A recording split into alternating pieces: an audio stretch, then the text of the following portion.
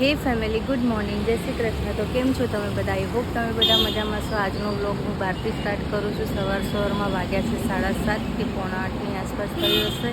હું આવી હતી પપ્પાને ઓફિસ મૂકવા માટે અને એમને છોડી દીધા છે અને હવે હું જઈ રહી હતી રસ્તામાં, પણ મેં કીધું લાવો આજે ક્લિપ લઈ લઉં અને બહારથી વ્લોગ સ્ટાર્ટ કરું.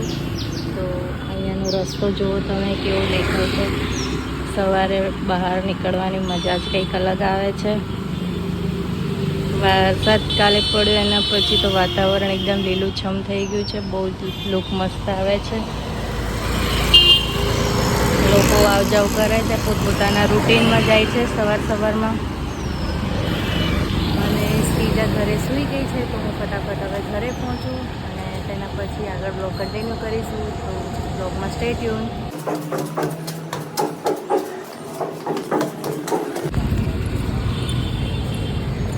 તો ફ્રેન્ડ્સ, અત્યારે હું આવી હતી શાક માર્કેટમાં શાક લેવા માટે, પણ શાકમાં તો ખાલી બટાકા અને ટામેટા જ લીધા છે, કારણ કે શાક જ એટલું મોંઘું છે. ખબર નહીં કેમ આટલું બધું ભાવ છે. બટાકા 50 કિલો.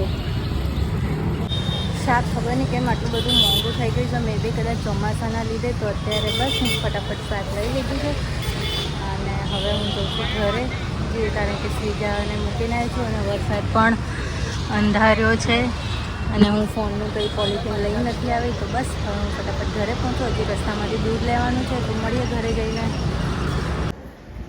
તો ફ્રેન્ડ્સ, હું શાકને એવું લઈને ઘરે આવી ગઈ હતી. એના પછી હું જમવાનું બનાવ્યું.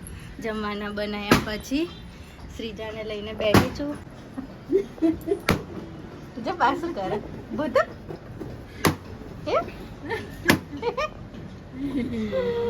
તો ફ્રેન્ડ્સ, અત્યારે વાગ્યા છે સાંજના 4:45 અને હું શ્રીજા બપોરે આરામ કરીને ફ્રી થઈ ગયા છે. આરામ કરીને ઉઠી ગયા છે. ફ્રી નહીં થઈ ગયા. શ્રીજુ પણ ઉઠી ગઈ છે. હે શ્રીજુ? અને મમ્મી અહીંયા કરી રહ્યા છે. શું કરો મમ્મી? સાફ. એકવાર સાફ કરીને મૂક્યા હોય, પણ આ ફરીથી દળાવવાના હોય ત્યારે ફરીથી એકવાર હાથ સાફ કરી લે. કંઈ રહી ગયું હોય તો સાફ થઈ જાય. અને વાતાવરણમાં તો આજે ગરમી છે. વરસાદ નથી પડ્યો. સહેજ આવે તો એક ઝાપટું જેવું, પણ જમીન તો કોરી કોટ થઈ ગઈ છે. અને શ્રીજા બહાર આવીને અચ્છી. તો ફ્રેન્ડ્સ, અત્યારે હું જઉં છું પપ્પાને લેવા માટે ઓફિસથી. ત્યાં થોડું શાક લેવા ઊભા છે. તો શાક લઈને પછી હું લઈ લઉં ફટાફટ, પછી આગળ વિડીયો કન્ટિન્યુ કરીએ. તો ફ્રેન્ડ્સ, આજે તો સાંજના 4:45 અને હું બનાવી રહી છું રસોઈ. રસોઈમાં આજે બનાવવાના છે મગ ભાત. 2 પ્રકારના મગ બન્યા છે. એક છે ખાટા મગ, જે મમ્મી પપ્પાને જિગ્નેશ માટે, અને નારી માટે ખાલી લસણ મરચાંવાળા. મને ખાટા મગ ઓછા ખાવે છે એટલે.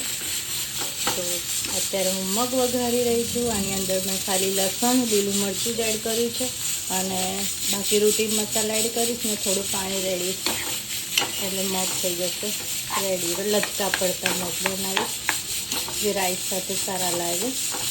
અને અત્યારે તો બસ આ મગ વઘારીને રોટલી કરી છે ને પછી જમવાનું બનાવવાનું કામ કરું. તો આજના બ્લોગને અહીંયા જ એન્ડ કરીએ છીએ. વિડીયો પસંદ આવ્યો હોય તો લાઈક કરી દેજો. ચેનલમાં નવા હોય તો સબસ્ક્રાઈબ કરી દેજો. અને વિડીયોમાં મને સપોર્ટ બરોબર મળતો નથી તો તમે લોકો ફટાફટ તમારા રિલેટિવ્સને કહો અમારી ચેનલને સબસ્ક્રાઈબ કરે અને સપોર્ટ કરે. તો મળીએ આગળ કાલે એક નવા બ્લોગમાં. ત્યાં સુધી જય શ્રી કૃષ્ણ.